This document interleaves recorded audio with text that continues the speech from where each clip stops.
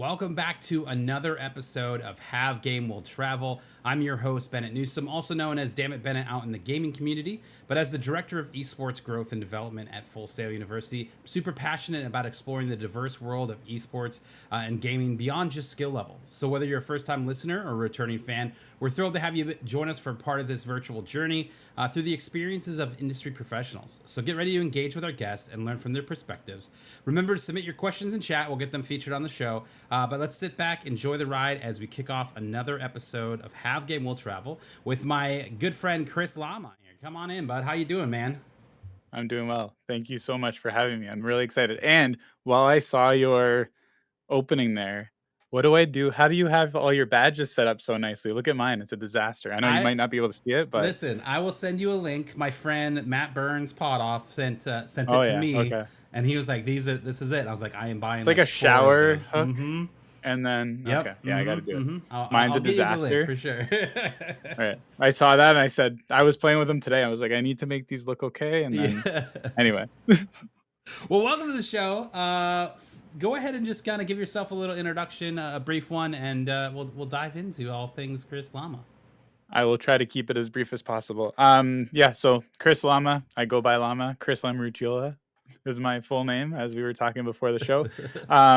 My current role is manager of esports at Conestoga College, and then I also was just recently appointed the co-chair of the Waterloo Region Esports Commission, which is our esports hosting body with the tourism body and sport hosting body in our region, which is really cool.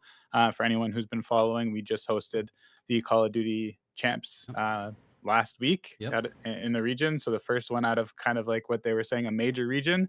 Really exciting stuff. And then just everything at Conestoga to do with competition, events, media, and our facilities that we have and will have. Well, Nutshell. yeah, that's awesome. Congratulations on the Call of Duty major. That was huge. Let's talk about kind of your journey first. What was your first experience with competitive gaming and esports, and how did that shape kind of your journey into this industry? Yeah, so I probably have a different path than some where I actually never came from being a competitive player. I've had a passion for gaming like most people have since I was young. I've been playing Yeah. since I don't know, the first Nintendo. Right. When my controller wasn't really plugged in, it was my sister playing or my dad playing, and I was just sitting there thinking I was doing really cool stuff on Mario. So um, I have a background in photography and in event marketing. And when I was in school for event marketing, kind of 2016, 2017, when esports was booming, I was like, okay, this is really cool. How can I get into the event space? How can I get into photography space? I used to shoot a lot of concerts and stuff. So I wanted to like get involved with that. Um, and I was doing research, esports teams in my region, esports teams in Toronto, and there really wasn't much going on in the space.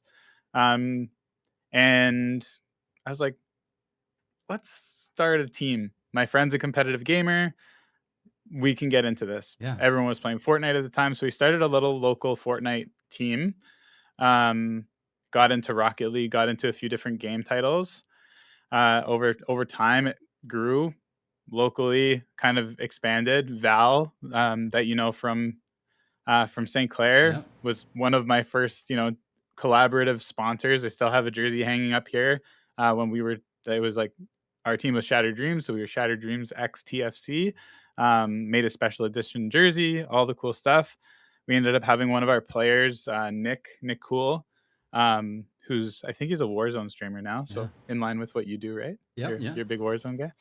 Um, he ended up getting and winning a competition through EGLX, Enthusiast Gaming, Luminosity Gaming, where he got signed on the spot to be a Luminosity player. That's awesome. And then we started to see like this opportunity. Like, okay, we're really good at clearly finding local talent, developing local talent. Yep. How do we expand this out?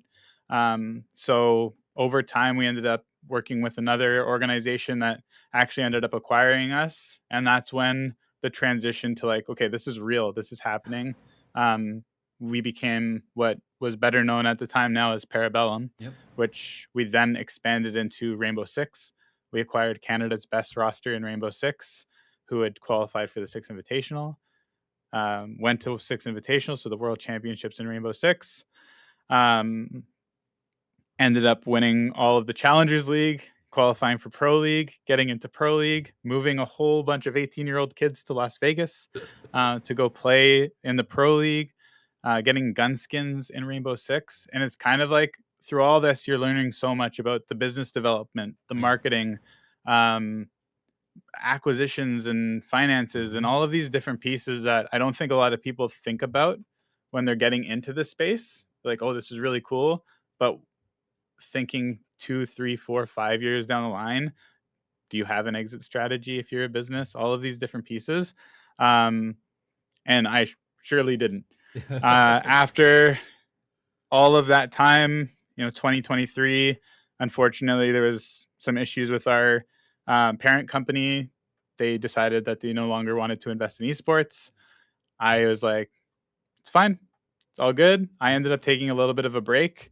I did 1 year of product and brand development for content creators and celebrities through a company called Viral Nation. We actually launched a really cool like coffee brand with a company called, or content creators called The Blonde Brewer, along with a whole bunch of other things. I think we generated like $1 million in 10 months. That's awesome. Across all of these different content creators and different brands. And then I got a call from Conestoga. And they're like, hey, we're looking for somebody who can support with this new arena we're building, support with our business development, things that we need to, work on as we scale this business up. At the time, I was already teaching in the School of Business program. And they're like, you're already here. Would you be interested in moving into this department? I said, let's talk about it. I called my CEO from Viral Nation. I was like, hey, this opportunity just came up. I'm super passionate about this industry. What do I do? Yeah. And we had a relationship before because they were actually my agent prior to me working for the company. And, the manager who was my head of my department was like, if it's something you like, if there's a good opportunity, like you're not burning a bridge here. Yeah. Like go take that opportunity. And that was one of the biggest things I think that had happened to me was like somebody actually saying, go spread your wings, fly. You did what you need to do here. We're going to be okay, but we want you to be okay too. Instead of like you know what, screw you, you're gone. You're leaving.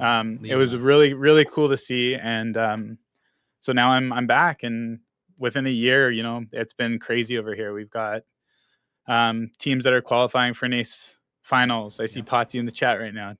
Kudos to him, Coach of the Year for Call of Duty. We just got nominated for a handful of awards, which is insane to see. The teams traveled for the first time outside of Canada. We've been traveling inside of Canada. We're competing highly in Canada in the Esports Canada Nationals. It's really, really cool to see. And I think that now this year, I've had a year under my belt. I'm excited to see how far I can push everything into the future. So that's trying to keep things condensed, but that's like 9 years ish, all in a little thing. But that's so much, and I loved how you talked about it. Like at one point, you were talking about like you kind of were flying by the seat of the pants, reading the manual as you're flying the plane, right? Like and that writing the book, writing the book, right? Like it's just you kind of have to like be in that moment and understand sometimes that this is how it's going to be because the road is being built in front of you, and you just got to keep going. And obviously you've held roles as CEO, VP, educator, obviously now the new program manager, and these different paths, I think, all combined together to bring this incredible set of skills. And I think that you, myself, and there's a bunch of other people in this space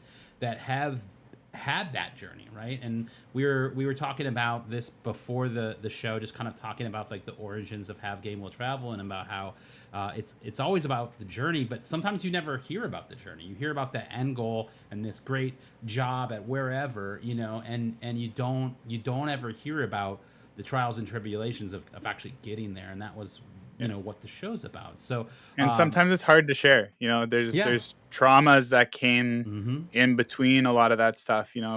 When we got acquired, you kind of lose control of your baby. Yep. right? And you're taking advice from somebody who you may think doesn't understand it, but they understand the business of things. Yeah. And there's a lot of times, if I look back to conversations with my previous CFOs, and he's like, look at this. Yeah. I get you love Rocket League, but you're not making any money on it. Mm-hmm. So how far does that passion go? And how far does the rest of the money you're making in other games carry this one game that you're Right. working on? Yeah. And I look at that now and I'm like, oh shit, that makes sense. Yeah. Excuse my Right. French. My French Canadian. Yeah. But I look at that now and I bring that forward. And one of the biggest things I said to the Conestoga group when I started was like, we have so many teams. And I think what is best for us to look at is we need to scale this back a little bit.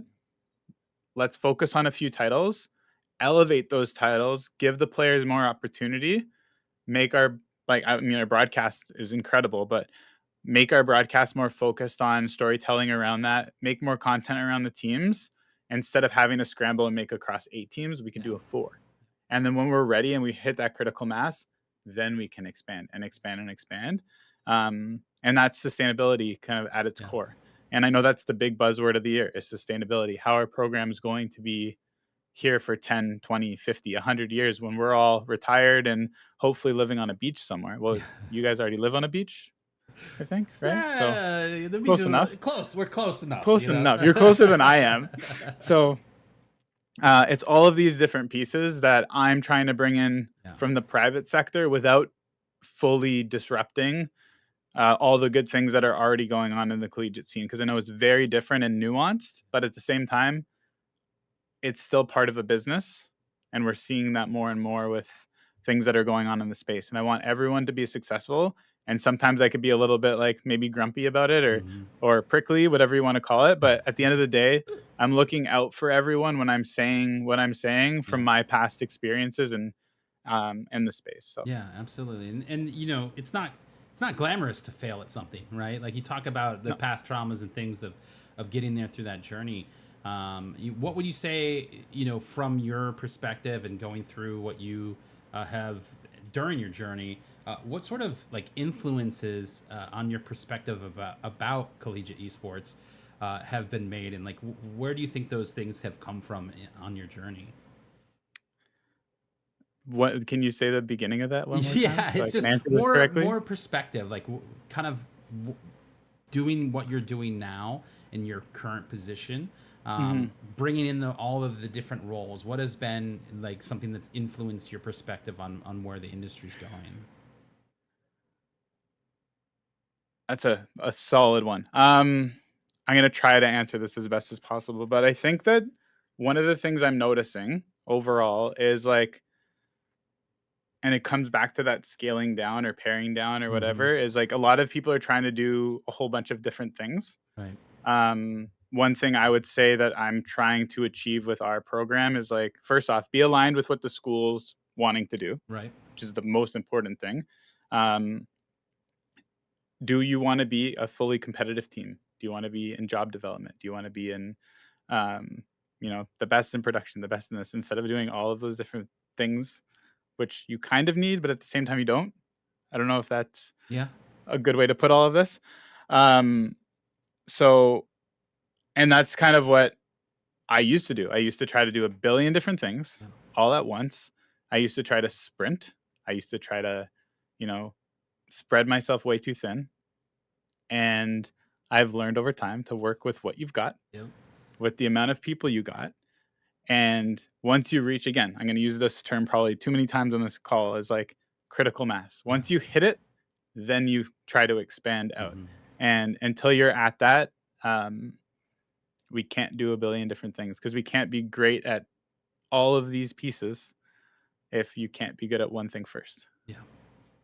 Absolutely. I hope that answers and is It, part of it. it does. I feel like it was kind of a combination of like three thoughts there, but like the important part is what you're saying about kind of taking a step back and looking at what you're doing, and you're saying like, hey, I can't be great at all 8 of these things, right? Mhm. I need to scale down, and I need to look at what our core is, and from there continue, add those layers of support, elevate those several things, and then from there grow, right? Like, Yeah. and that makes a lot of sense. And it's tough because I think you're right. I think there's a lot of people in that boat where, they had 8 to 10 titles or whatever, and they were supporting everything.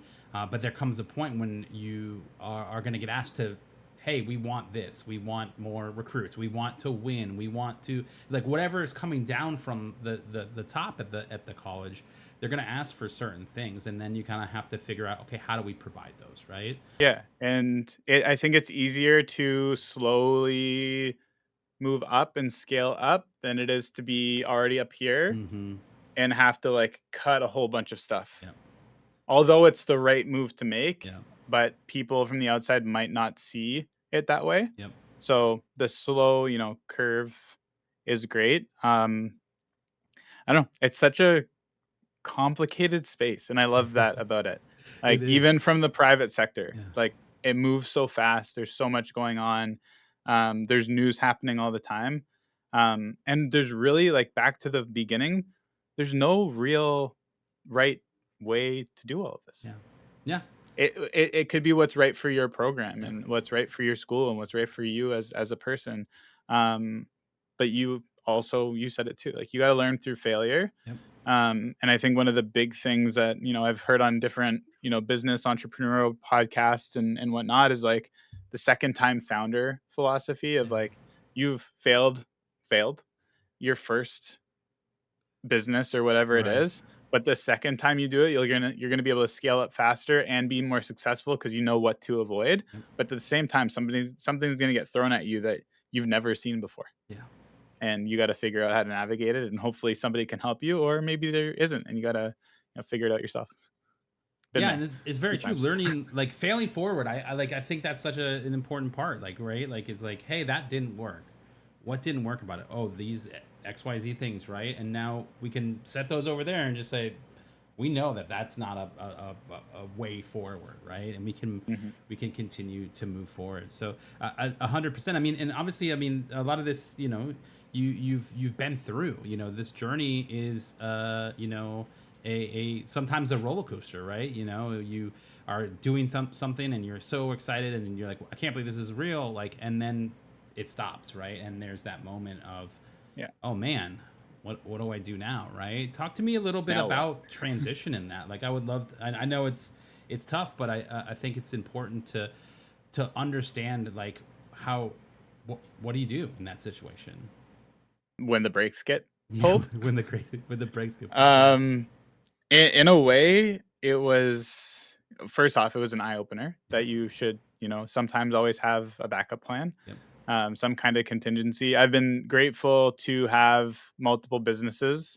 So while I was working with Parabellum, I was also a key investor in a company called 8-Bit Beans, which was an arcade, bar, cafe. It started as a coffee company.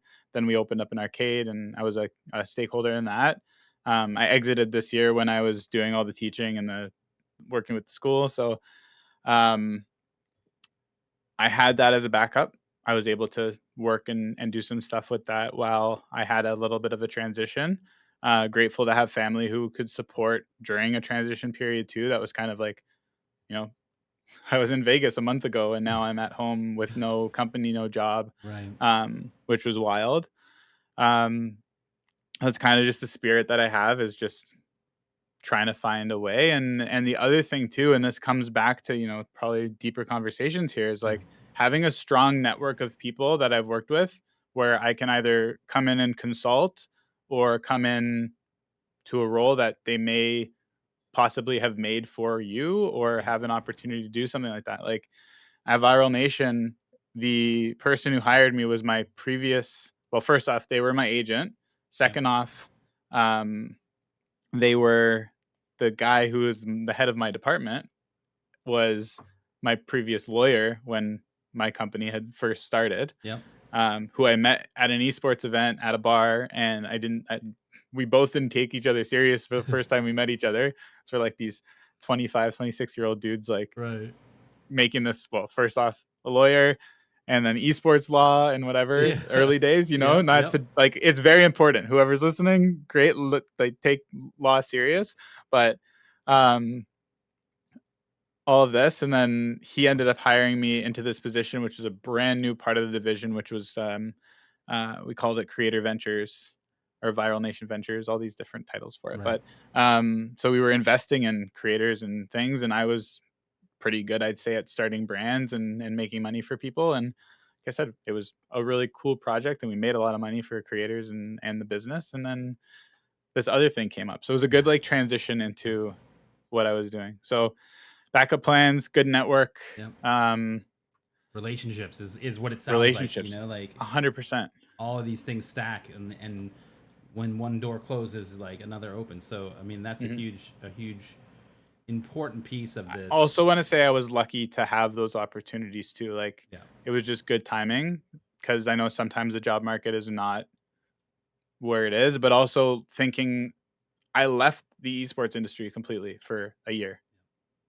So there are other opportunities outside of the esports market where you're learning and earning, these tangible skills that work elsewhere. Again, my school background is photography and event marketing, so I can use those for other things. But the esports stuff is like a nice piece that adds all Yeah. of these different things. You're a project manager, you're a graphic designer, you're a event planner, you're a You wear multiple producer, hats, you're right? a Yeah. podcast, like all, yeah, all of the hats, Yep. all of the hats. It's a crazy world, and people don't get it yet. Well, people are starting to get it, but I'm sure in the next couple of years, and when all of these wonderful people I see names in the chat right now graduate from their programs, they're gonna have all of this on their resume. Oh yeah. Um, it's gonna be great. So, Yeah, absolutely. Talk to us a little bit about what you're doing now. What does your day to day look like at Conestoga? which day? My Monday, my Yeah, right. Sunday, my Monday at 4 o'clock.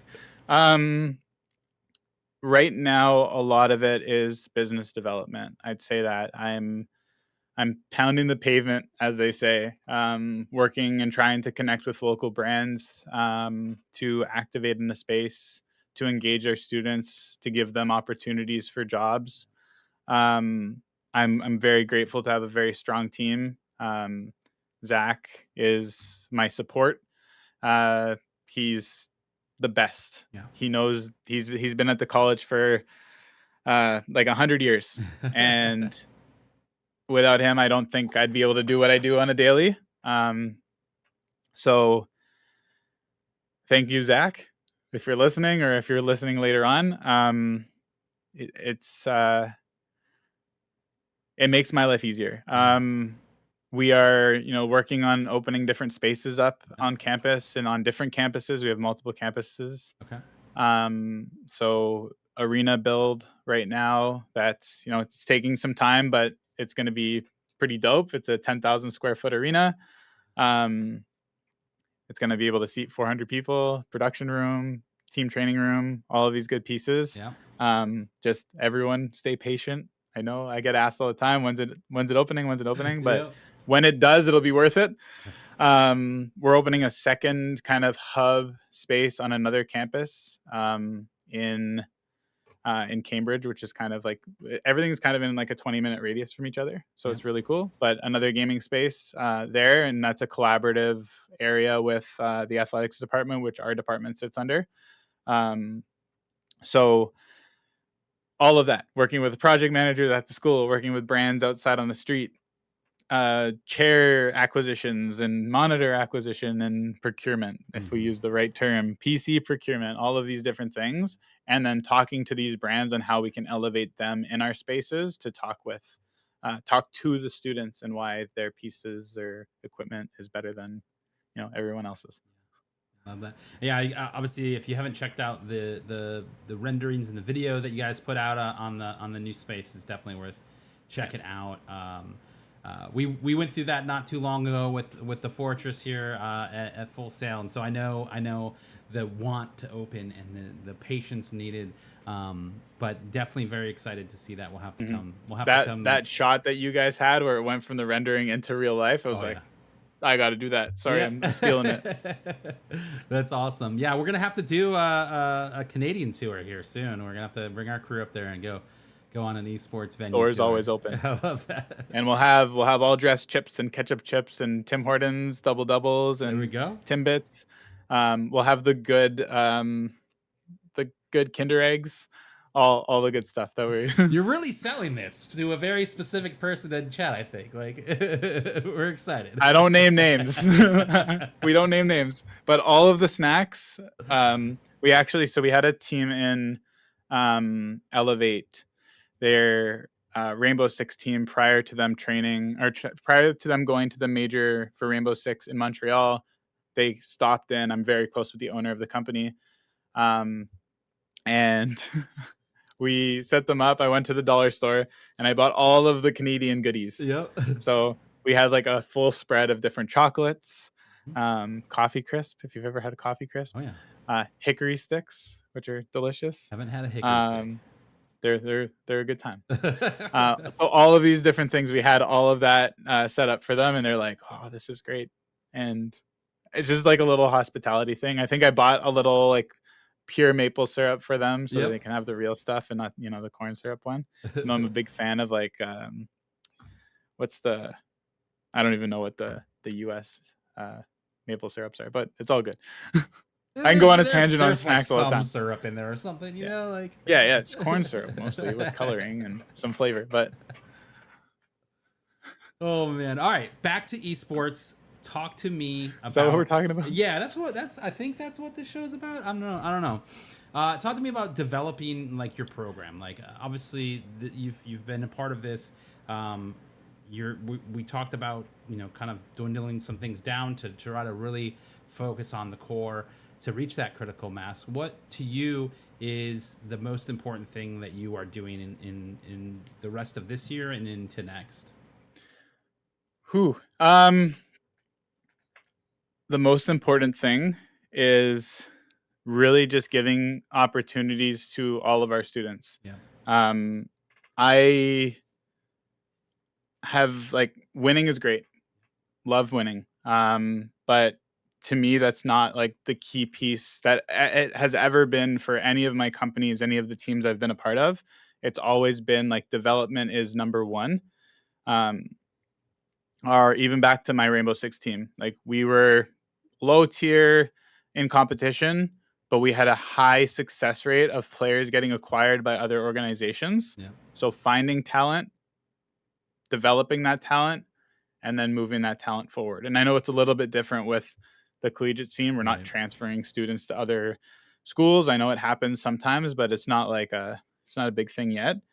But for me, it's more career development for all of these different students, whether they're a player and they're really interested in the esports industry. How can I help them build a brand, be PR friendly on social media, move forward after? Because I believe in the opportunity, and I know a lot of people are preaching this pipeline right now of like going pro after college as opposed to this reverse pipeline that we have.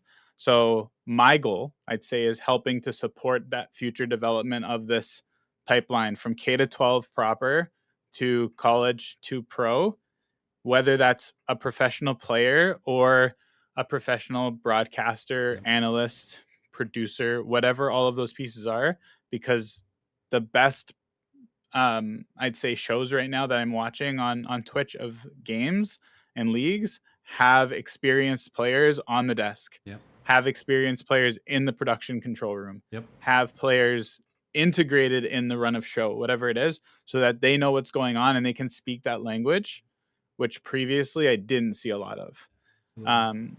And we're trying to get more of our talent and more of our players in front of camera, on social, on video, so that they can understand what it's like to be a pro in per se. Right? Absolutely. They're getting that opportunity here, and that's the key piece to really everything that we're doing.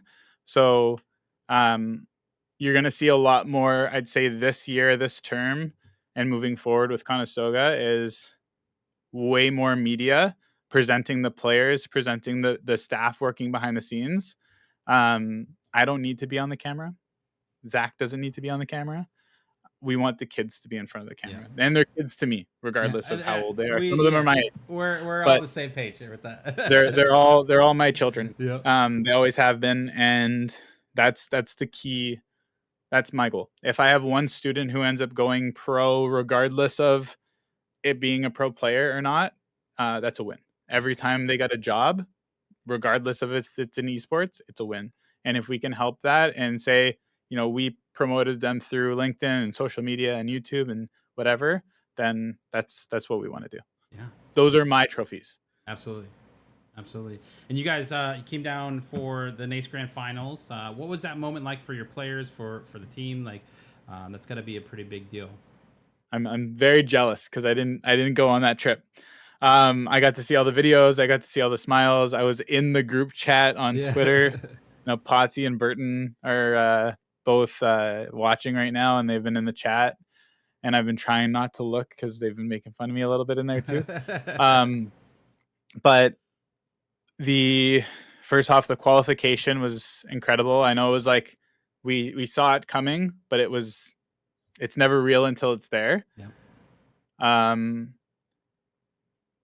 And I just remember getting the text message from, I think it was Zach, and he's like, we're going. We did it. Like, huge success, big win for the organization. It's the first time the school got to travel outside of Canada. So we had to go through all of these different trainings of like through risk and through all these different pieces, getting the flights booked. We had one student who had never flown before, so having to go through that. Zach ended up getting stopped at the border because of the hand warmers, the partnership we have with our hand warmer company, and they were like too organic to get on the plane. So he got stopped at the border. But just like the whole experience was like, for these guys, it's going to be a memory they're going to hold forever. And they got to do it with the organization and with a great coach who ended up getting Coach of the Year, which is another amazing success story for us. And, Eric's been building this program, I think now for 2 years, this is going on, and kind of coming in now with a brand new roster for 2025. And he's got to do it all again. And I will say though, and one thing is, we don't put pressure on our coaches to go out and win. Yeah. Again, it's not part of our like win or go home type thing. Right. We want to see that development story. And if we get there, we get there. And if we don't, we always have something that we're striving for the future. So that's just like the key piece to most of that too, but huge. I'm sad I didn't come. Yeah. I'll get out there eventually. Yep. Or when you guys go home from visiting Canada, just pack me in your suitcase and I'll come. I can fold. I'll be fine. Yeah, no, I like that, and I think that what you're talking about, the teams coming together, being a part of this, remembering these moments. I mean, those are great memories that they're making all along the journey, which is huge. We do have our first question from chat. It does come from Samurai Tank. She asks, "I'd love to know how Chris balances building esports in Canada while also integrating with esports in the US." It's great. So the cool piece about this, I'd say from my perspective, is I've been operating in esports in the US for the last 7 years. I actually think I have a lot more relationships in the US when it comes to the sector than I do in Canada. And Canada is so like small, even though it's bigger. Right. If we want to get into landmass. But yeah, the Canadian esports community is kind of like tiny. It's siloed, like Vancouver, Toronto, Montreal. Like those are our three core. Alberta and Winnipeg are kind of like, or Manitoba are emerging right now. But like there's those three kind of siloed big areas. So it's kind of easy to navigate the Canadian sector. I'd say the big thing, and I think that it's the tough sell to Canadian colleges and Canadian programs, is understanding that esports is international. It's not just Canadian teams and Canadian schools playing against Canadian schools, because we're so used to in the traditional sports sector of we play in the league called the OCAA, so the Ontario College Athletics Association. You're done. Yeah. Once you finish that, if you're good enough, then you move on to the CCAA for like a national finals, and that's it. So our NACE Nationals is our CCAA, and then we go home. We're not playing against D1 schools in the US. The other thing too is like we're a college. There's colleges and universities.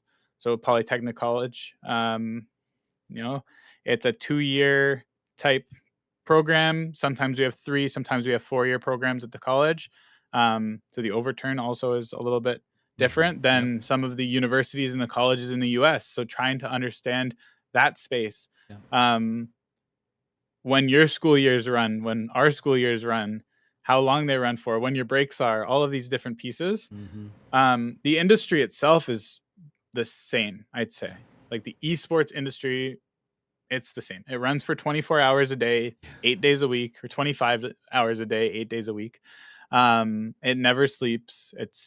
And that's another tough thing to bring together to the college too, because you're like, well, I have to be online from, maybe 10 to 7 or 11 to 8, or we have broadcasts till midnight. And the school's like, we got to close the doors at some point. We got to like the security team wants to go home, or whoever wants to go home. So, and then time zones are another wonderful world to deal with, and servers and all of these different things. I don't know. I can go on for the whole hour on all of this, but I'm keeping a close pulse on what's going on in the US and what programs are doing what, and how different things are down there too. And it's really cool to see, first off, in the collegiate space, how tight everyone is and all of the cool things we're all working on together, as well as still doing our own things. But again, when I look at the industry side of things, it's kind of the same across from Canada, other than the dollar. So long, short. Yeah, no, that's great question, Sari. She's very excited that you liked her question. I do. You were recently recognized as the 2025 Esports Educator of the Year and a finalist for Emerging Director. So first and foremost, congratulations on those. But talk to me a little bit about that recognition. The ego got bigger after that one, right? Like, what did it feel like getting that recognition and those nominations? I mean, first off, the Educator of the Year one was wild. I've been teaching and developing esports programs for I don't know, since 2020, 2019, when the first Canadian school was like, we want to do esports. And I was like, all right, cool. How do we do this? How do we build this out as best as possible? And who's going to teach it? And how are things going to work? And I first off never thought this was even a possibility to get nominated for something like that. I didn't know there was going to be an award for something like that. Right. But then just over time, when I got into the classroom, so my first classroom experience was with Seneca, which was where I graduated from, where I started my business, and I worked there for a few years as a professor in the esports department. And then when I transitioned to Conestoga, I took on a course that I absolutely loved. I got to develop it. It was audience development and analytics. Yep. So that's the course I technically got nominated for. And I mean, thank you to my students, first off, because they were amazing. They were there like every week. I had a really good turnout. I think we had like 21 students in the class, and I would hover between 17 to 21 week by week. So they were always there, which makes me feel good, because I'm not like they're bought in, which makes me bought in. I feel bad for them when they had to listen to me go on a full 3-hour rant or lecture and didn't take a break and didn't do anything. But seeing afterwards, like, again, that come through, and then continuing to develop courses and teach courses, it was like, I don't know. It was so cool to see. And then the school picked it up on like school news, and I don't do this for trophies or awards. I think I've said that a bunch of times. It's nice to be nominated. A nomination is a win on its own. Yep. But I don't know. I'm thankful and grateful for everyone who's nominated me for anything. And yeah, it's to be selected is huge. Yeah, So absolutely, absolutely. And I think everybody wins when they're nominated for something like that. So congrats on that. And obviously for you talking about your class, like someone that focuses on like audience development and revenue generation, there's a lot of students I know at Full Sail as well as at your school that probably are looking to get into the business side of esports. What sort of advice would you share with our guests or our audience here about really digging into the business side of esports? that's such a tough one because, um, I mean, I'd say get close to your administrators in your program that are studying. If you have your esports department that's willing and able to share as much as possible. I can't get into the granulars of finance with students, obviously. Right. Um, but there's ways around discussing business Yeah. without getting into the like I can make a fake P&L and explain all of these different things, or maybe we run an event Yeah. and we have a P&L and we show, well, this is how much we made on ticket sales, this is how much this is how much that, this is how much we would charge for the venue if we were to host it Right. to a Yeah. third party event, or maybe we do a different charge for a nonprofit or whatever it is, and just see, because every event technically costs money, whether you're doing it at the school and you're not charging for it or whatever it is. Um, but understanding that, getting them in the room or on a call when I'm having a partnership call, um, to see how I speak to a brand and how to sell your company or your team and your organization, your event. Um, Maybe not letting them get on the call the first time. Yep. Yep. But it really, what I've noticed in this sector is that the brands and the people who are engaging with it love the student story. So anytime I can sell, like, it's for the kids, they're like, yeah, let's do it. Here, take all this stuff and whatever. So maybe it's selfish and I'm using them as a tool. But the other big thing is like, and I know Adrian's in the chat and name came up in the most recent question, but like, that dude's out there. Yeah. He's at every event. Yep. Networking, commenting on all of our comments on social media, and just being so active and just present. When my students are present, that's where they're going to win. Get out there, network. Sometimes it's uncomfortable. It's taken me so long to break out of my shell. I'm very shy, like in person, super shy, but I'm also a little bit of a joker. So that's how I break the ice in most cases. Anyone who met me at the Scholastic Esports Awards, I like to like have a little bit of fun, and sometimes not everything has to be super serious. There's time for it, but the other key piece to all of this is like, in most cases, we're all here for the same reason. Right. So that's an easy in for a conversation. The Scholastic Esports Awards, I'm not going to come up to you. I might as a joke and be like, oh, what are you here for? Yeah. Or maybe reintroduce myself to you and you already know who I am, because I'll do that too. Well, hi, I'm Chris. Nice to meet you. Nice to meet you. Just get out there, have some fun, network, be present, and ask whoever a question. Just if one of my students says, Chris, I really want to learn, again, the finances of this, let's figure something out, and we'll make it work. And again, I've been through pretty much every side of this industry, from the talent development to business development and events and all of this. So we can figure it out together and make it work. So yeah, I love that, and I like the approach to it is like, let's bring you in the room, like let's give you the real world experience, and if I've always thought that's the best way to learn, is just like by doing, right, and so that's huge, and we say this every time. The worst thing that anybody is going to say is no if you ask the question, right? Like that's as bad as 9 out of 10 times. Yeah, it is probably going to be a yes. Most of the time it is. So it's worth asking those questions if you're a student looking for advice. Speaking of of questions here is Jacob as nachos. You referenced it in the last one, so we're gonna get it. What is something that you're seeing within collegiate esports that give you hope for the future for students like the GOAT Adrian? Oh, look at that. Adrian's just like, and always in the cover. We were talking yesterday about resumes. We were DMing back and forth about resumes and just trying to pare it down. And it's like, mine's pretty long. Yeah. I tried to make it a couple of pages, and it is what it is. You know what you're doing, and that's good. Sometimes it's gonna be 5 pages long, but we'll work on that. We'll get it shorter. Anyway, to that question, I mean, there's a lot that I'm seeing in the industry right now, and I know there's a lot of doom and gloom, and I can be kind of doom and gloom sometimes too. sure. But there's so much good going on.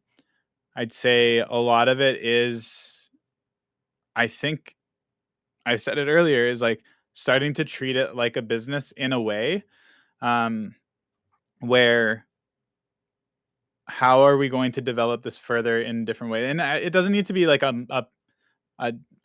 I guess depending on your college, it doesn't have to be a money generating Yep. opportunity or a business in that sense. But like, what does your org chart look like? Who's doing what in the industry? I'm seeing more job opportunities come up. I'm seeing more colleges trying to get in or buy into esports in one way or another. Get what the announcement out of Boise yesterday Yeah. that they're now under athletics, and Yeah. we're under athletics, but it's a completely different world in the US where a D1 school looking at esports the way they are. I look at Joey's program at Syracuse and what they're doing on the production side, Yeah. and how they're developing like a playbook on what some new best practices could look like in their space and across others. And there's so much like collaboration Yeah. in this space, and I have never had a person, whether they're a director or any other member of the esports collegiate community, say no to me when I ask a question, which is like complete opposite from the pro space where It's so crazy. they're holding their cards so Mhm. close to their chest. And it's so funny because if we were more collaborative and more open, we would have got a lot farther with a lot of things. Um, we're all here together, I feel. Yep. I think long term it's going to continue to be like that, and that's what I love about the esports industry, like the collegiate esports side, is that everyone is so together. We go to so many events throughout the year. I see, wherever everyone is, and it gets some FOMO sometimes if I'm not there, but like we go out for dinner together. We go to the bar together or whatever it is. We don't drink, right? No, none of the directors and people who work at in the management Not at level all. drink. No. Not at all.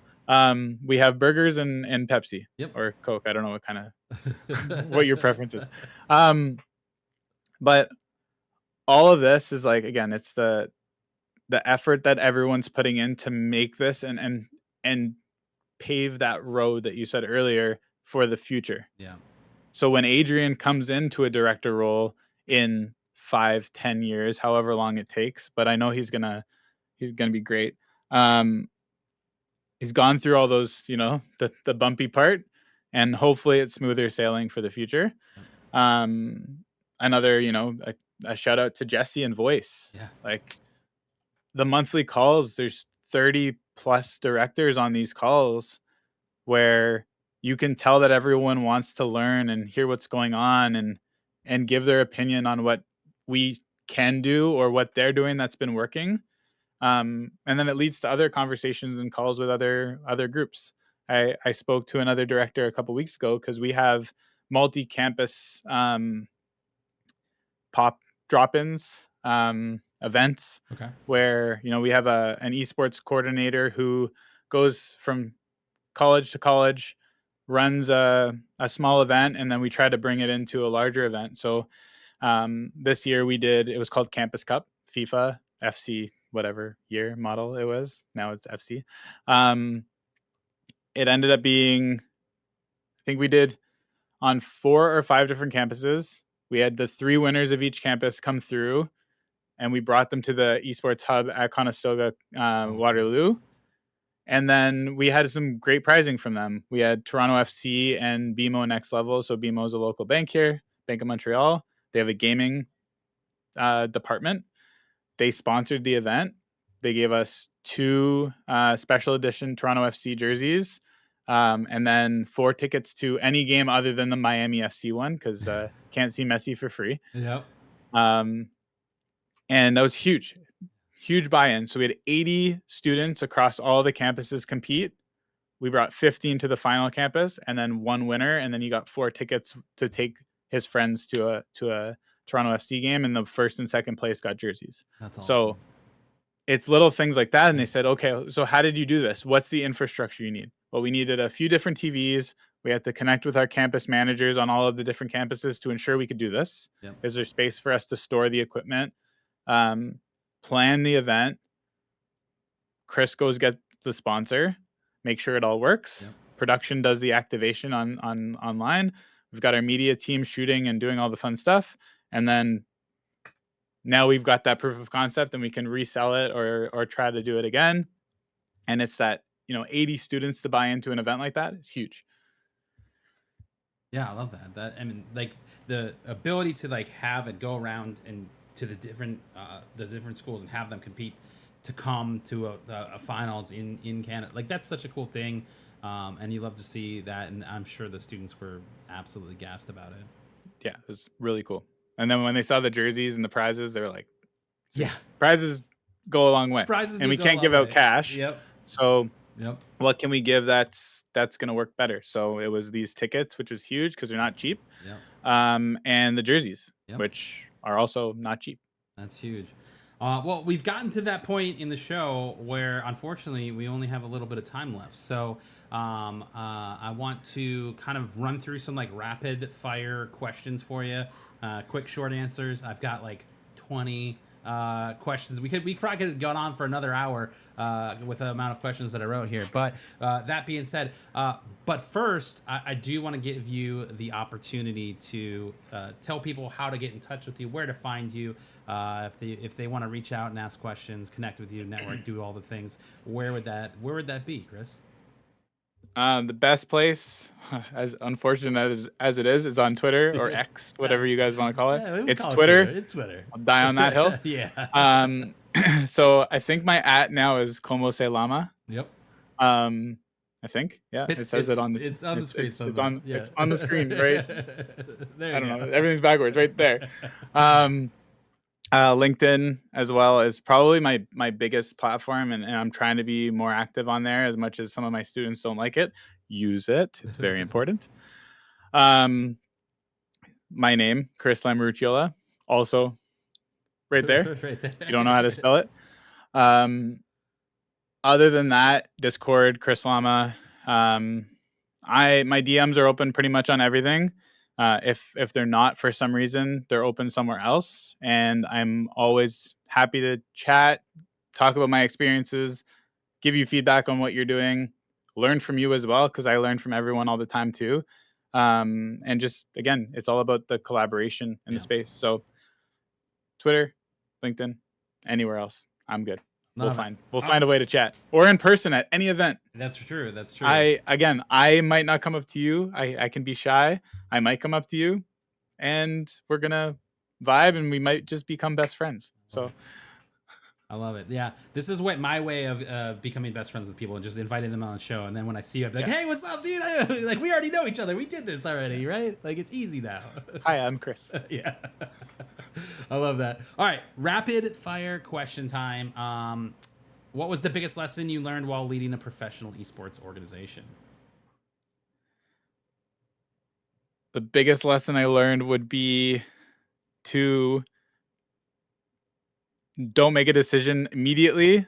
Try to sleep on things that are major decisions. Okay. Like 24 hours. That's my rule. I have a 24-hour rule. Even like in life, it's if I'm angry about something, sleep on it. And if I'm still angry in the morning, let's talk about it. Because if we have the conversation now when we're having a debate, or I have to make a pinch decision, it's usually the wrong decision, or you're going to say something you regret. So 24-hour rule, or sleep on it. Okay, I love it. I love the 24-hour rule. I'm going to adopt that. All right. I still need to adopt it. Yeah, we're working on it. It's a work in progress. We're working on it. What is the biggest trend that you're seeing in Canadian esports, both at the like collegiate and professional levels? In Canadian esports, um, I'd say one of the trending things right now. Oh, um, I mean, it's hard to say. I think that events are coming back. Okay. So it's good to see community events and community level events coming back in the space. I don't think it's a trend, but it's something I'm seeing. Okay. It's hard to say. It's such a small space here. Yeah. So I don't really have a good answer for that. What's something about like the Canadian esports scene that is unique? Seeing what it is like in the States here. What's the unique thing about Canadian esports? I'd have to go back to the fact that it's like this. So close, yeah. Even so, the funniest thing that's happened, maybe not funny, it's just whatever, but um, there was the Canadian Esports and Gaming Industry Summit this year. It was in Vancouver, and a lot of us from Ontario flew across the country to Vancouver to go to this event and spent more time with each other there than we have in the last like 3 years in Right. Ontario. Um, and kind of again, it's that siloed thing where we're 5-hour flight away from each other, but we're all still like this outside of that event. Sorry, I've got the hiccups now from my water. So again, the great thing is it's very tight knit. Everyone knows everyone. You go to an event, you know everyone. Yeah. Walking through the hallways, and Adrian can speak to this, or anyone that was at the event, like the Call of Duty major, like everyone was together. Everyone was there. So, and we all support all of the stuff that's going on. So that's my unique thing about Canada. I love it. Okay. How do you balance competitive success with the educational goals of your program, or what's the key to that? Probably the key to that is our departments are not together. Okay. Yeah. So it makes things a little bit easier, and also complicated at the same time. So I'd say the key of it is the fact that we are still very much integrated with the educational program. Our wins are both wins together on whatever's going on. Yep. And the thing that we also do, our esports department hires dozens of students from the educational programs every term first. Yep. And then we kind of expand out to other what we need. So broadcast students might come in as casters and content creators for us during like the broadcast term. But most of our students that work with us are esports students from the esports program. So that's kind of our nice collaboration piece. Awesome. All right. Final question. What do you think the collegiate esports still needs to figure out to reach the next level? As a whole, that's kind of hard. I think that this is my hot take moment. Okay. Hot take I moment. think that in order for us to succeed, we have to understand that wins don't happen in the server. Yes, we're the gaming and esports industry, but at the same time, there's so much happening outside of the computer, outside of the server, that we can celebrate. Yep. We don't have to, and this is me again. I'm going back to my like, it's not about the trophies type thing. Yeah.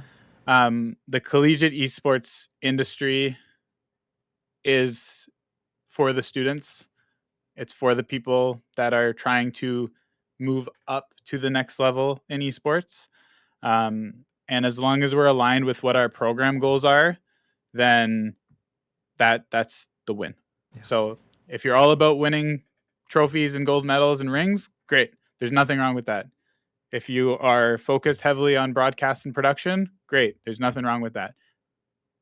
If you are cool with being, second, third, fourth, but you're creating careers in the space through, work integrated learning or whatever it is, great. Keep doing that. There's nothing wrong with that. And you also don't need to do all 4 or all 3 of those things to have a successful program, because we go back all the way to the beginning. It's like, you're going to burn yourself out. You're going to burn your program out. You're going to burn your students out. And then when your administrators from above you come and ask what you're doing, Yeah. you'd be like, well, we're doing a bunch of these different things instead of just like scope in onto one thing. So that's my hot take. Wins off the screen. I love it. I love it. I think, it's the whole idea that you can go pro in esports in more than one way. It's not just this one avenue that you can go. There's so many paths to going pro, and that's huge. So that is correct. Well, Chris, man, thank you so much for being a guest here on the show today. Our next show is going to be in a few weeks. We're taking a little break. We've got the NACE convention coming up, as well as the GCX convention here in Orlando that we'll be attending. So we're going to take a little bit of a break, a little hiatus, but we'll be back. And until then, we definitely appreciate you being here. Have a fantastic night, and we will see you later. Thank you so much. We'll see you all soon.